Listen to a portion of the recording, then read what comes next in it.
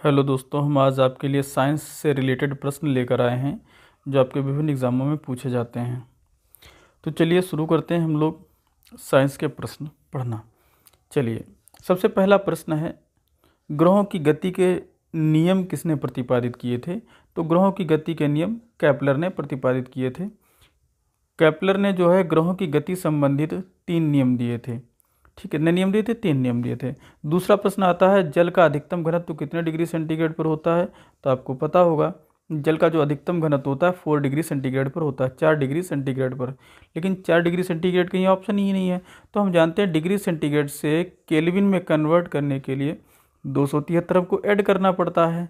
तो 4 degree centigrade में अगर 273 हम ऐड करेंगे तो हमारा आंसर कितना हो जाएगा? 277 केल्विन, जो कि हमारा ऑप्शन नंबर कौन सा है? तीसरा हमारा ऑप्शन हो जाता है। उम्मीद है समझ में आ गया होगा। चलिए अगले प्रश्न की तरफ बढ़ते हैं। अगला प्रश्न कहता है, किस बल के कारण ब्लैक बोर्ड पर चॉक से लिखने पर अक्षर उभर आते हैं? तो आपको पता होगा दो अलग अलग, ध्यान रखिएगा। सबसे पहले आपको जानकारी होनी चाहिए असंजक बल और ससंजक बल होता क्या है, तभी आप आंसर दे पाएंगे। सबसे पहले मैं असंजक बल की बात कर लेता हूँ। असंजक बल वो होता है जो अलग अलग टाइप के मटेरियल पे अट्रैक्शन फोर्स देता है, यानी आकर्षण बल देता है। इन दो अलग अलग पदार्थ पे जो आकर्षण बल लगता है उनको हम कह देते हैं असंजक। जैसे हम यहाँ बात करें, एक तरफ ब्लैक बोर्ड है, एक तरफ क्या है? ब्लैक बोर्ड है, और दूसरी तरफ चॉक है, दूसरी तरफ चॉक है। दो अलग अलग टाइप के मटेरियल हैं और दोनों में आकर्षण बल लग रहा है, तो ऐसे बल को हम लोग कह देते हैं असंजक बल। जबकि बात आती है ससंजक की, उसमें ससंजक कहता है सेम टाइप के मटेरियल, यानी कि जो पदार्थ हो सेम टाइप का हो, तो उसमें जो बल लगता है वो ससंजक कहलाता है। समझ गए होंगे? तो सेम टाइप के मटेरियल होंगे ससंजक, अलग अलग टाइप के मटेरियल होंगे तो असंजक। तो यहाँ ब्लैक बोर्ड और चॉक अलग अलग टाइप के मटेरियल हैं, तो हमारा आंसर क्या हो जाएगा? असंजक बल हो जाएगा। अगले प्रश्न की तरफ चलते हैं। पृथ्वी के केंद्र पर सरल लोलक का आवर्तकाल कितना होता है? आपको पता होना चाहिए। पृथ्वी के केंद्र पर सरल लोलक का आवर्तकाल अनंत होता है। कैसे होता है समझ लेते हैं। तो टी बराबर हम जानते हैं 2 पाई रूट में L/G, ये आवर्तकाल का फार्मूला होता है। हम जानते हैं पृथ्वी के केंद्र पर G बराबर 0। अगर मैं G का मान यहाँ पे 0 लगाऊंगा तो बटे में 0 अगर कहीं भी रखते हैं तो उसकी वैल्यू कितनी होती है? इन्फिनिटी, यानी अनंत होती है। तो हमारा आंसर कितना हो जाएगा? अनंत हो जाएगा। उम्मीद है समझ में आ गया होगा। अगले प्रश्न की तरफ चलते हैं। मनुष्यों के लिए शोर सह सीमा लगभग होती है, कितनी होती है? शोर की जो सीमा होती है 85 dB होती है। शोर की सीमा कितनी होती है? 85। जो 45 होती है वो सामान्य बातचीत के लिए होती है। किसके लिए होती है? सामान्य बातचीत के लिए जो सीमा होती है वो 45 से 50 dB होती है। जबकि शोर की सीमा जो होती है 85 dB होती है। किसकी सीमा होती है? शोर की। तो ये आपको पता होना चाहिए, बहुत इंपॉर्टेंट प्रश्न है। अगले प्रश्न की तरफ चलते हैं। गैस इंजन की खोज किसने की थी? गैस इंजन की खोज डैम्पलर ने की थी। चलिए अगले प्रश्न की तरफ चलते हैं। लाल और पीकॉक ब्लू को मिला देने से कौन सा रंग बनेगा? तो लाल और पीकॉक ब्लू को मिला देने से सफ़ेद रंग बनता है। अगले प्रश्न की तरफ चलते हैं। निम्न में से कौन सा कथन सत्य है? आपको यहाँ पे पता होना चाहिए, कूलम का एक नियम होता है Q बराबर CV, जहाँ पर Q जो होता है ये आवेश के बारे में बताता है, यानी चार्ज कितना है। C धारिता के बारे में बताता है, यानी कैपेसिटी। एंड V यानी वोल्टेज, यानी कि विभवांतर के बारे में बताता है, तो ये विभवांतर।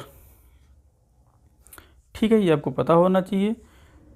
आगे बढ़ते हैं अगले प्रश्न की तरफ। यदि 100 वाट का एक बल्ब प्रतिदिन 5 घंटे जलाया जाए तो 30 दिन में 50 रुपये के रेट से कितना खर्चा आएगा? तो सबसे पहले आपको यूनिट का फार्मूला पता होना चाहिए। तो जो हमारी यूनिट जो घरों में खर्च होती है उसका फार्मूला होता है वाट मल्टीप्लाई दिन मल्टीप्लाई घंटे मल्टीप्लाई संख्या बटे 1000। थोड़ा यहाँ पे जगह कम पड़ रही थी, तो आप समझ लीजिए वाट गुणा दिन गुणा घंटे गुणा संख्या बटे 1000 होता है। तो आप देख लीजिए कितने वाट लग रहा है, तो 100 वाट लग रहा है। मल्टीप्लाई, ठीक है, एक मिनट, कितना वाट लग रहा है? 100 वाट लग रहा है। ठीक है, कितने घंटे जला रहे हैं? पहले दिन देख लो, वाट के बाद दिन, 30 दिन तक जला रहे हैं। और कितने घंटे हैं? तो 5 घंटे हम जला रहे हैं। ठीक है, तो अगर बटे 1000 अगर मैं इसको काटूंगा तो 1 2 3 1 2 3, यानी कि मेरे पास यूनिट कितनी आ गई? 15 यूनिट आ गई। कितनी आ गई? 15 यूनिट। और 1 यूनिट का खर्चा कितना है 50 रुपये।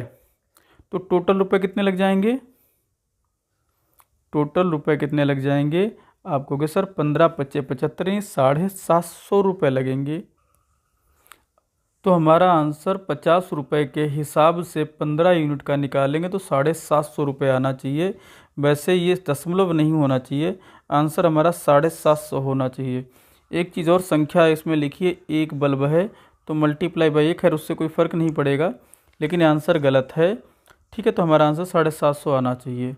उम्मीद है आपको समझ में आ गया होगा। फिर से मैं बता देता हूँ।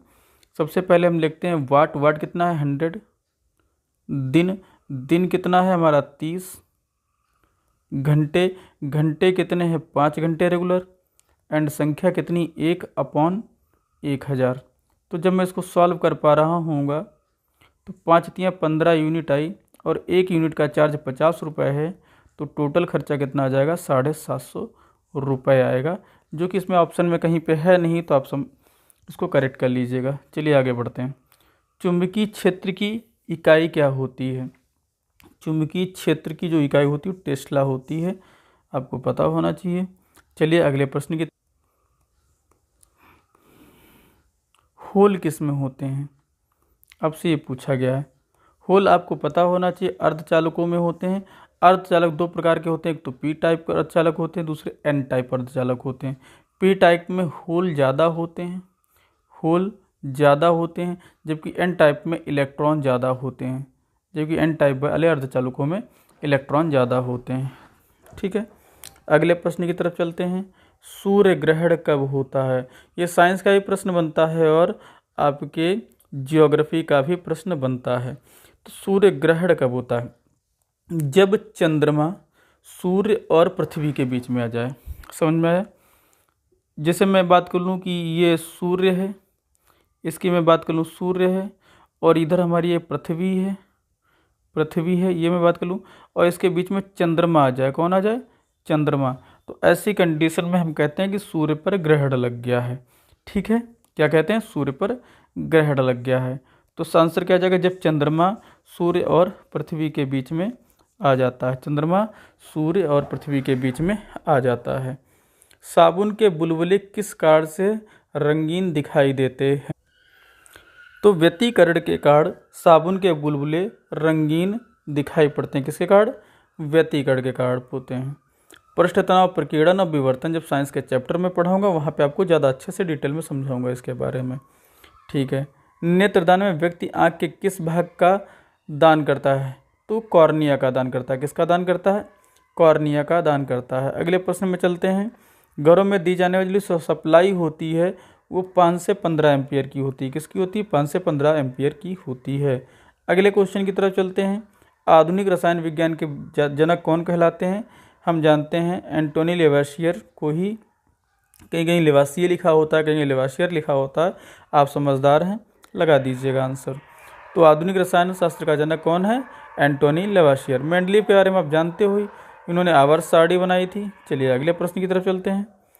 चींटी के काटने पर किसका अंतःक्षेपण होता है? चींटी में कौन सा एसिड पाया जाता है? आपको पता होना चाहिए कि फॉर्मिक एसिड चींटियों में पाया जाता है। एसिटिक एसिड सिरका में पाया जाता है।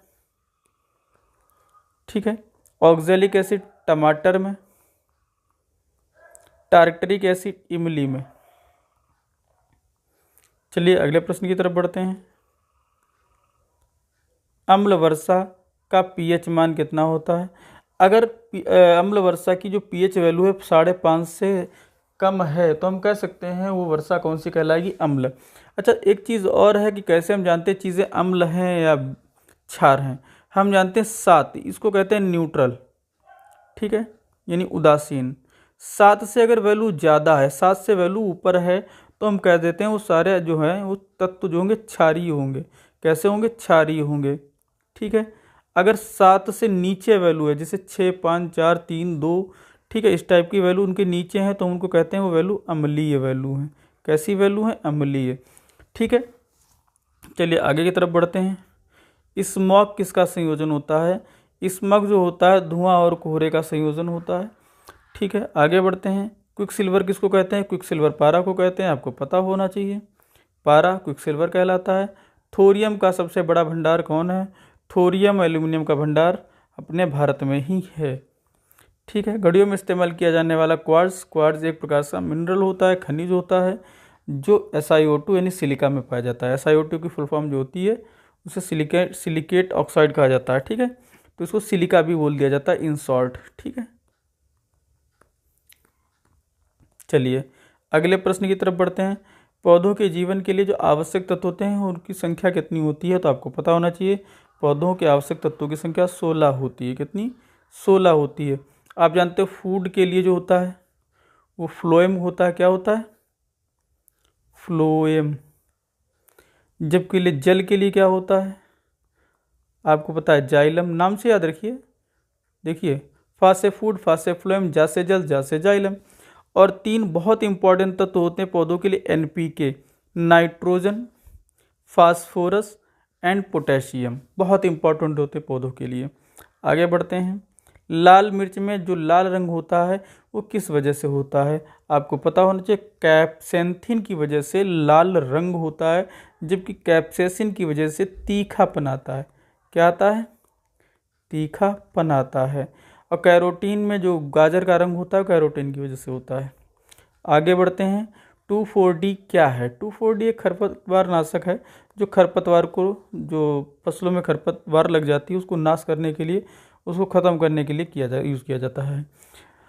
तो आज इतने ही प्रश्न। अगर आपका ऐसे ही प्यार मिलता रहा तो साइंस के ऐसे बहुत सारे प्रश्नों का सेट लेकर हम आएंगे और आपका साइंस के प्रति ज्ञान बढ़ाने का प्रयास करेंगे। धन्यवाद।